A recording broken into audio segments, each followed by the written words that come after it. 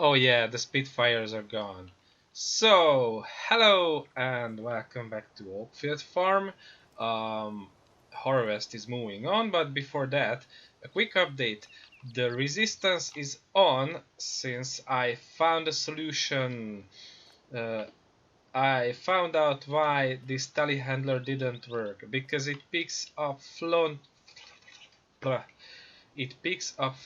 loader attachments and not telehandler attachments. Now it works fine. I'm absolutely happy with that. Um, and I'm going to use this beast.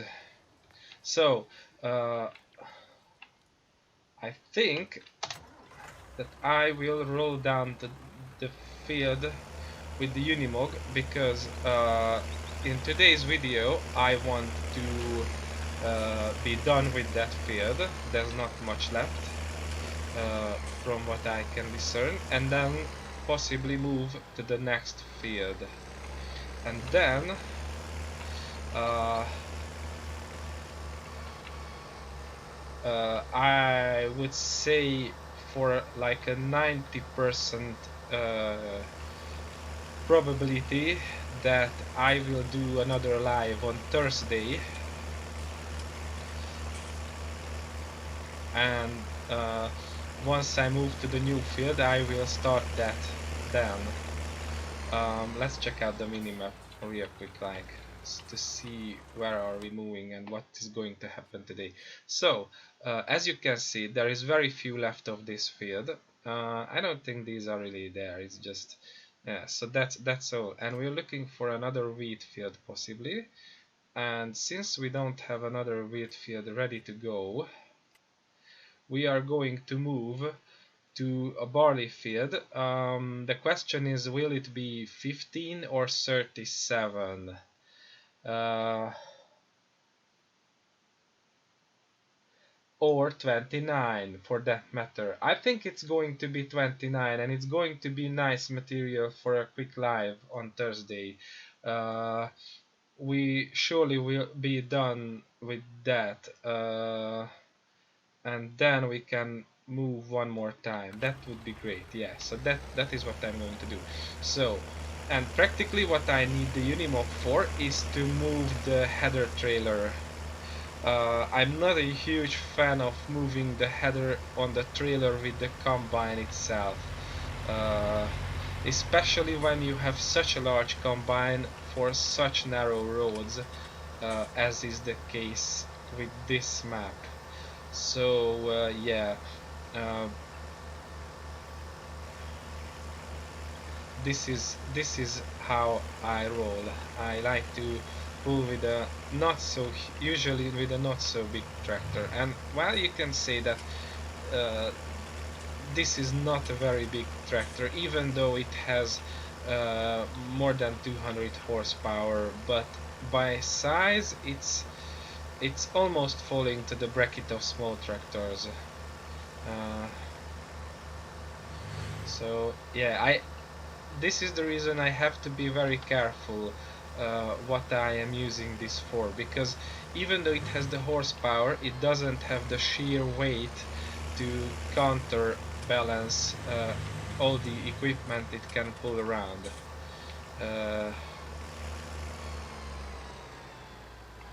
I mean, these little beasts can yank pretty huge implements. Check out videos on the YouTube about real life Unimogs, how they easily handle uh, super huge tipper trailers and all that. Uh, but in the game it doesn't really work because there is no really useful way to counter it. I mean, I could mod the concrete weight that came with the original version back in 15, but the the funny thing is that I don't have the know-how. So I attempted to do that for 17 to convert over from 15, but I failed miserably, and I gave it up after just one quick attempt. Yeah. So this is the sad thing. But I can use it for mowing and pulling the baler just fine, uh, and that's more than enough for me. And it's a pretty useful all-rounder. Alright, so here's the combine. Okay, I need to be closer. Ready to roll. Oh, yeah, I forget sometimes that I need to start. This is a real useful option to be able to do that. I mean, to switch off automatic engine start, because then you can leave the engines on or off when you're inside the machine. So it's like reality. You have to fire up the machine to work, not just sit in and bram, it works like that. Nah. Uh, I grew fond of that pretty quickly. It's not just the fact that it's realistic. It's also quite useful uh, more often than not. Especially with tractors which have a realistically long startup cycle. In 17 I used to have a super awesome Zetor tractor which had an almost 1.5 minute long starting cycle, which was real awesome, and the engine sound was real awesome. But to do that every time you get in and out of the machine, that was a bit much for me. So that option saved my life. Uh, I think that was in 17, or was it through a mod? I don't remember, but I know I could have that. Mm, yeah. Anyway, so next live on Thursday, I will publish that on Facebook as well, or post that live is coming. Last time I really had a blast. Rob was here over the Discord. It may happen the next time as well. And then we had Centurion, who is a common pal. Well, I know him through Rob, and he's an awesome guy. And we were talking military history and linguistics and stuff. Sorry for that, guys. Uh, uh, so it happens that we both are kind of nerds of these topics. Well, I'm not really as well versed in linguistics, but I have some grasp of that. Uh, and then Kalen, well, that's the real name of the guy. Well, he studied linguistics or studies at college, so he knows his stuff fairly well, I would say. Yeah, so that happened, and I almost finished this field. It's just we became pressed for time, because after that we went over to Rob's channel and we did uh, a two-part live stream there uh, for 3 hours or so. Uh, I have footage of the part where we played Dawn of War, but I opted not to upload it. And I won't in the foreseeable future. Uh, if you want, Rob, I will explain this to you.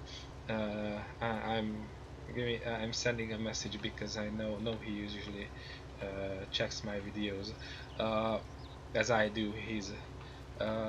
Yeah, so I won't upload that for now. Maybe later as a lost and found treasure. Who knows?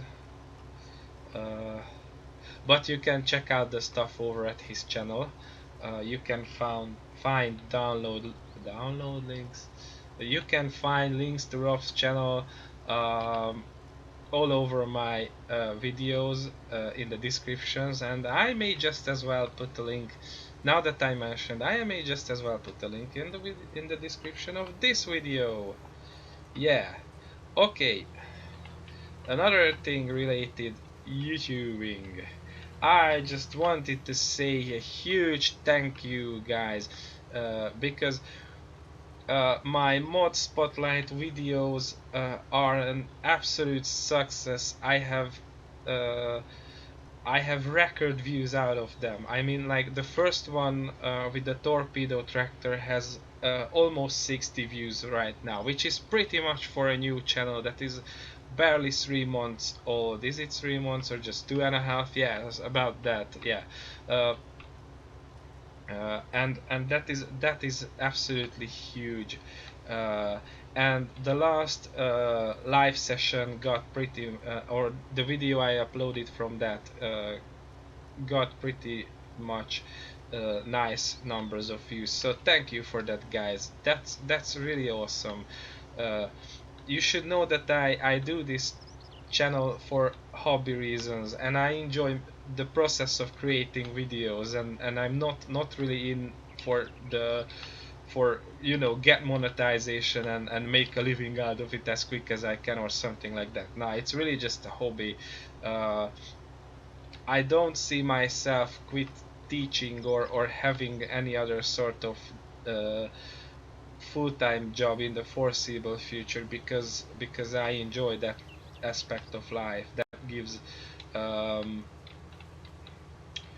that gives a framework to which I can fit my life. So yeah, as much as I enjoy summer holiday, having something to do day by day is awesome. So yeah, but anyway, a huge thank you. I cannot say uh, uh, it any times enough, or enough times. Yeah, morning grammar problems.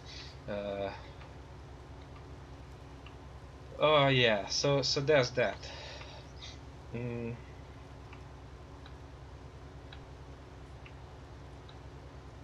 Also, just a bit of bragging uh, because yeah, I need. So what happened, that the latest mod spotlight video was about the new Challenger MT800 by Sid.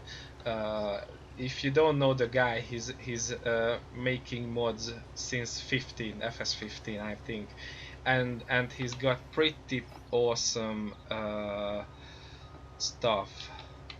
Now I'm doing it old school style when I move to the trailer and not the trailer comes to me. And he just released this amazing new tractor, and I made a mod spotlight on it, and he noticed, and he placed a quick comment under that, and that was huge. I mean, I love his works to pieces, and they are so awesome.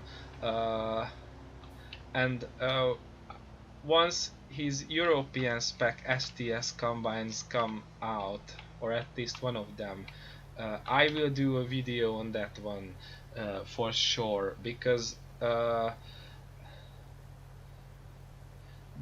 those STS combines that he did with US spec are just, well, uh, they are in an absolute different category in comparison to other mods. Uh, they are an entirely different league, you could say. Uh,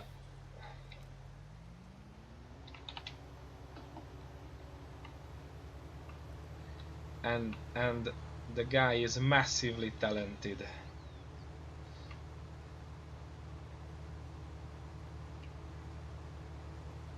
Yeah. So that happened, and it's really nice, because that means he keeps tabs on what happens to his mods and how it appears after release, and that's really cool. I mean, if I were releasing mods, I'd probably do that. Check out on YouTube what happens, because there is a huge community of YouTubers who do farming simulator, of course. But probably you can you can list at least 3 guys or girls you're watching who is regularly doing this, what I do. I know. I mean, I watch a lot of them, not even 3, more than that. And and people do this. They review mods and they use the mods and they tell their opinions and they uh, well, they sometimes have useful feedback, sometimes not. And I try to do these mod spotlights so that it's a nice guideline to you guys, and help whether you want that mod or not.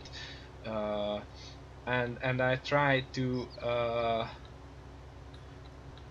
scrutinize them mostly from that aspect, but also I have some grasp on modding, so I watch things from that point of view. Like, if you have seen my videos, you can see that I tend to show you the log, that it sends no errors. That's something I'm very um, um, strict about, or well, you could say that's my pet peeve. Uh, and I have the tendency that I download a mod and I like it very much, but it has a log error. I just correct it for myself, and that led to the point that I can fix almost any log errors that occur. And don't even get me started on warnings. I don't even like those, but those are the rather easily fixable ones. Warnings. The only one I don't care about is when the store image is not in the right format. That I don't care about. I can live with that. Uh, and then sometimes happen that there is a mod that I really like, but I have to let it go because it's got so much errors, and sometimes they are so far gone that you fix one error that the log lists, and then because of that one fixed, another several errors appear. Like, it happened to me once that there was a small error that I fixed on a machine, and then I checked it out, and then instantly it spit out like 30 other log errors, and I was like, man, nah, I'm walking away. So yeah, that happens sometimes.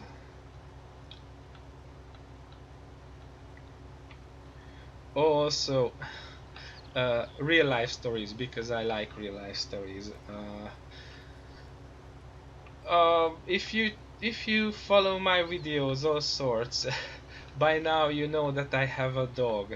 You probably heard him because he tends to bark without impunity, and he spends most of his time under my window, or under the window where I sit next to my computer, and his name is Pamach, which is very difficult to translate into English, but it's practically uh, like a fluff ball or something, because he's a real fluffy creature, and he's a real cuddly one as well.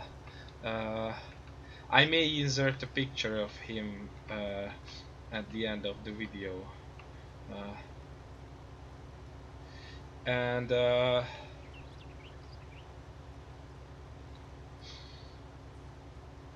or may not. We will see if you watch until the end. And so what happened? I noticed on Sunday. Yeah, it's Tuesday today, so yeah, that was on Sunday, that he's limping. Practically, what happened? He wasn't using uh, his uh, his front right leg, and then he was running all right and everything, but that one leg was always in the air, and he wasn't standing on it. And I tried to check it out if it's a, I don't know, a spike or something that went in it, but I couldn't find anything. So yesterday I took him to the vet, uh, and miraculously, the moment I put down the dog to present to the dog what's the case, the dog starts to run on all four legs. But the dog says, ah, it's alright, they always do that. I check him out anyways. So I put him, I mean the dog. The doctor was a lady doctor, so uh, uh, so I put the dog on the inspection table, and well, we had a pretty hard time to have the dog checked out because he was acting up, and uh, practically the assistant came to help me restrain the dog, and the two of us couldn't manage, uh, and so we came out of that story none the wiser. But anyway, the doctor said that it has to be some sort of bruising, most probably, um, and and it should be gone in a week or so. And if not, then we have to check back, possibly for an X-ray and all that stuff. Uh, but I do hope that Pamach is going to be okay. Um,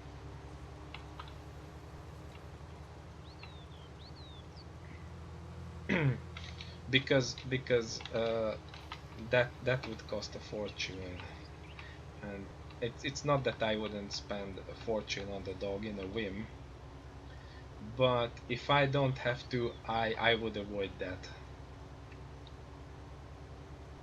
Also, that was a pretty stressful experience for his little soul. For starters, he doesn't really like riding in a car. Uh, um, and also he, like all dogs, he's not really fond of uh, doctors,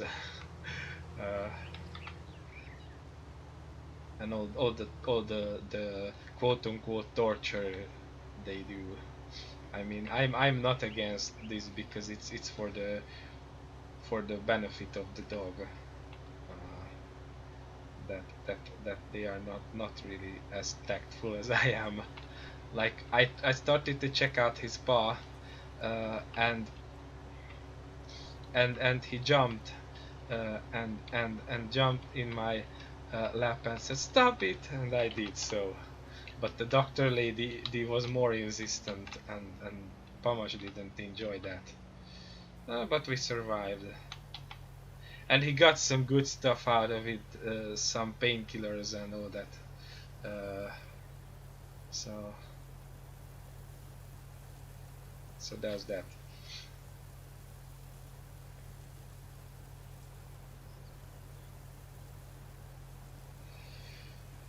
Okay, I think we can still bring this for the selling. Yes, definitely. And I think we could stop by at the farm because I have a fair bit uh, of wheat in the farm silo as well. We don't need the guidance steering right now. Uh, oh, it's the other key. Yeah. Oh, and it would be nice if I started the engine as well.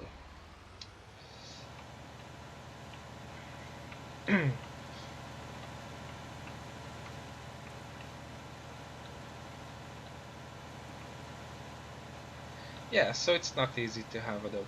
And I think I'm not a vet. I'm a teacher, but I would say I concur with the diagnose because there are places from which this this stupid little thing can fall down. Uh, um, like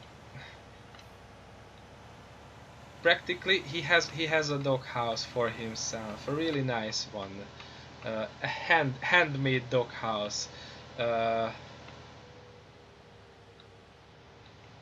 and it's got carpet inside too. So you cannot say that it's not um, luxury, because it is.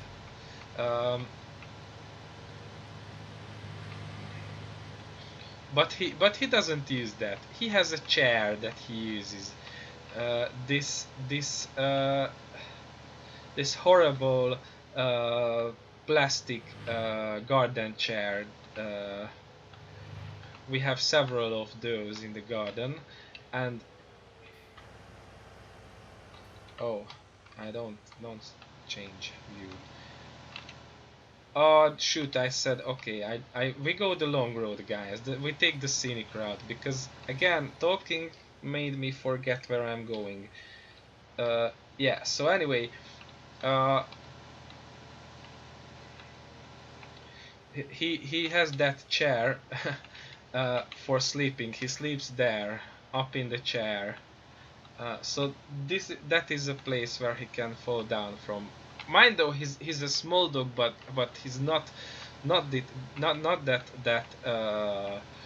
very small dog, like I don't know, a mini Yorkie or a Chihuahua.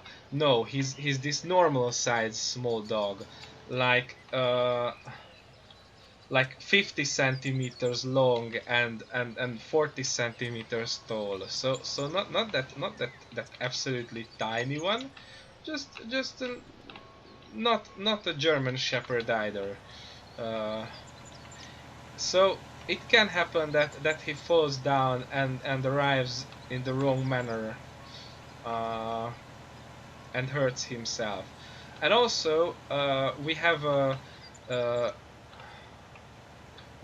candle, not candle. Oh, come on, I'm sure a chandelier, uh, and we're heating the living room with wood fire,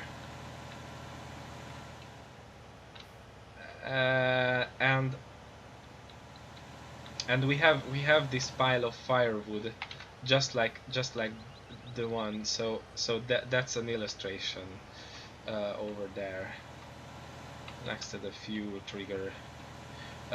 And the dog enjoys climbing that, because for some reason he enjoys climbing heaps of firewood. And again, I skipped, didn't I? We tried to reverse in.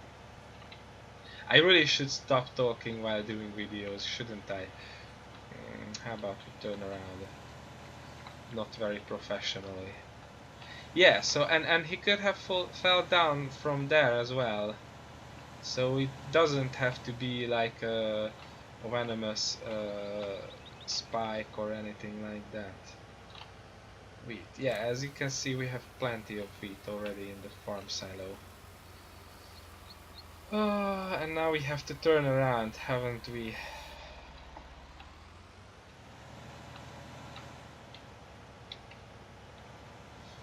Let's see if we can turn around over there.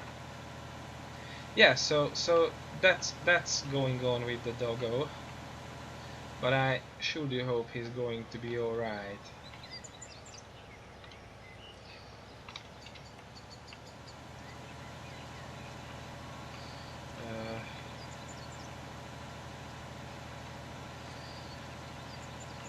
Because as the running joke goes, of all the dogs we have right now, he is my favorite.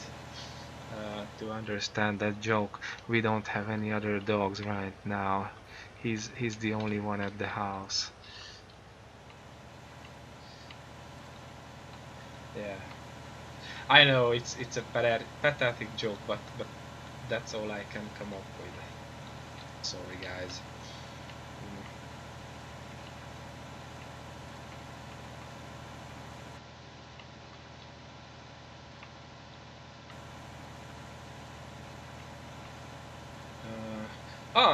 The grass is coming along nicely. Remember, guys, this was the one where that we I planted a few days back. I go quickly check out these black spots in the distance. Uh, but it seems like a, well, not exactly a seamless transition. To that I should have plowed the edges of the fields. Yeah, this here is a bit yeah, but I think I couldn't have done it better. Oh yeah, that's all right. That's a nice. Okay, and it's 50% first fertilized, and I don't think I'm going to do huge fertilizing actions until until I'm drowning in slurry, practically, uh, or BGA digestate. I can imagine use that. Provided I sell huge amounts of silage to the BGA, which I didn't come around yet.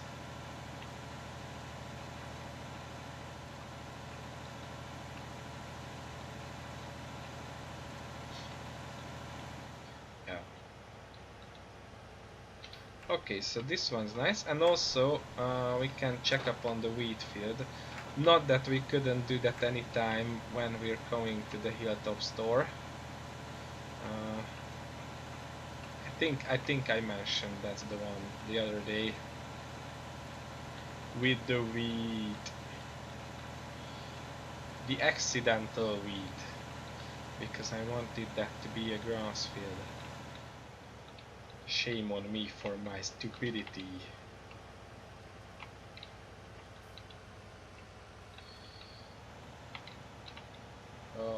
Narrow turn.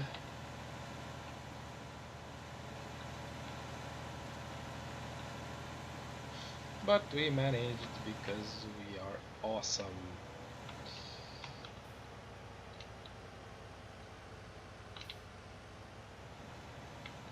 I can draw upon your awesomeness, guys, and I can do the stuff.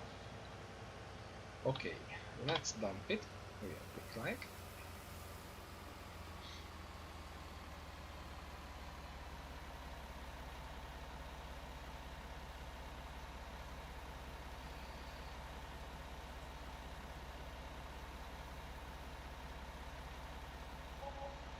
Yay, money! Fairly good money too.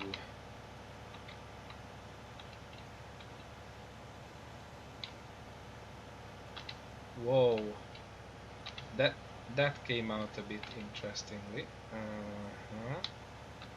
Yeah, like that. Okay, and we're free.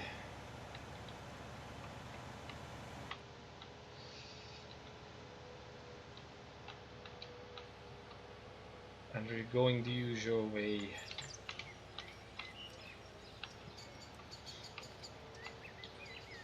Because the field I am moving to is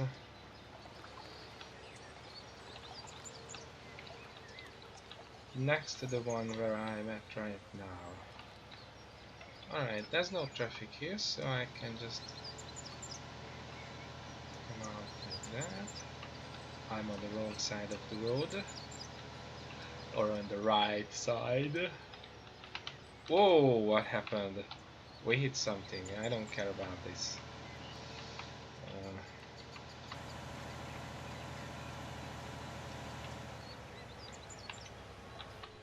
The reason I take this part in cab view is because under that's the only way to find the road under the canopy. Uh, but that means I lose the control over where is my trailer and everything like that. Probably if I use that mirror adjustable mirrors mods, that would be different. Alright, so let's have a look around. I think we're clear, but I just don't want to turn out to the road just after that slow moving car. So we wait a little, and now we're on the move.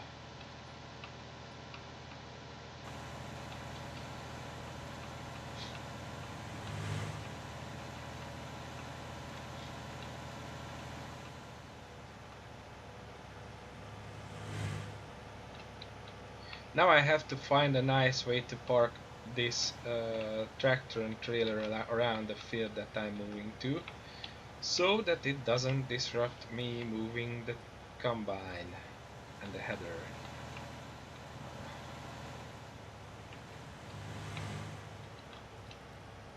You see that, guys? I try to overtake, even though we were almost at the junction. And this is a narrow turn once again, so it definitely helps to be in the right lane. Oh, hold on. Ah, you know what? I parked it here. It's going to be fine, but so that it doesn't stand in the way too much. Alright. Oh, and no, I don't want the radio.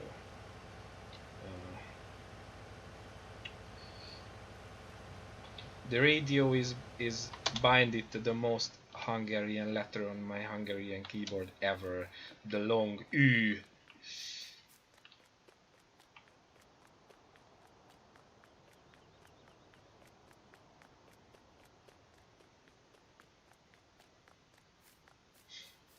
Yeah, and that's right above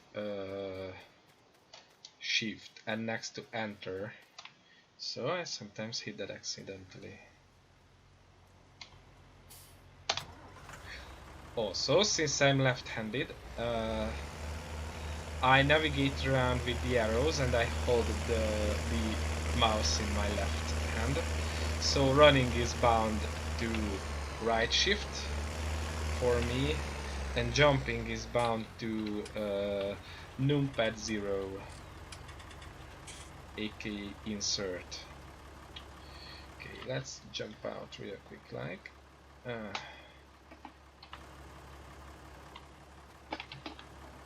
That is a slow opening door, isn't it? But, whatever. And it could open some more. I may check into that. Okay, let's fold this bad boy.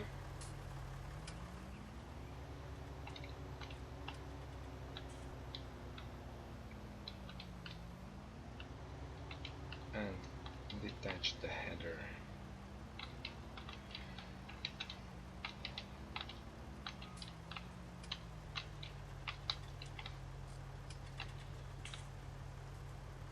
Oh no, Andrew, you're using an American header trailer in a UK map.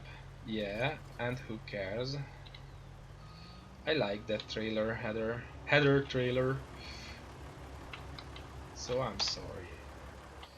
Okay, that is parked over here. Jump back in the Unimog. Close the door slowly, and we can roll.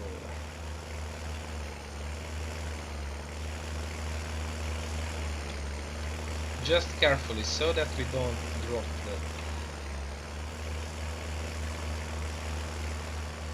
header.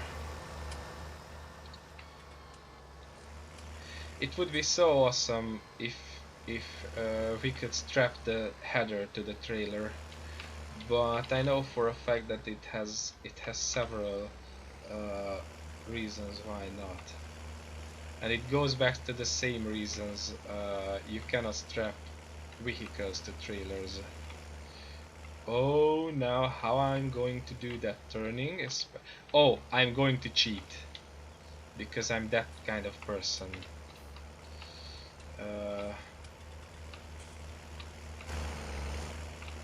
I move around the yard that I'm completely not using.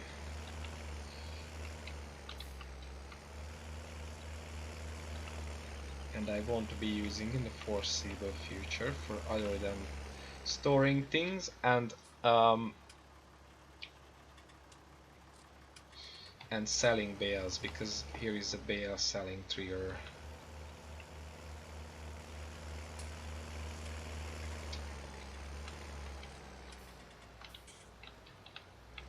And I could have chicken, but I won't for now. But I bought the yard because I bought it.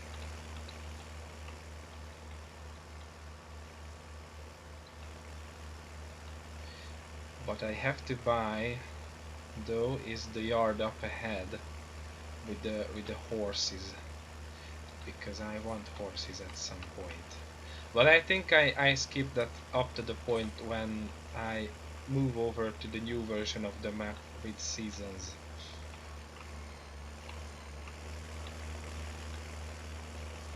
And here is our barley field, and I will try to insert the header over here. And what's going to happen, that we can attach without an incident. Yay, it's going to be so great. Alright. I think I leave moving the combine to the live video next time.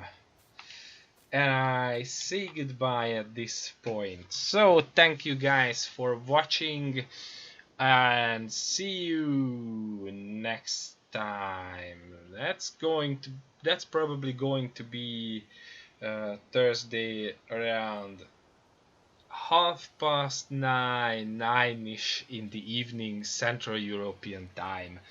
Yeah. So bye bye.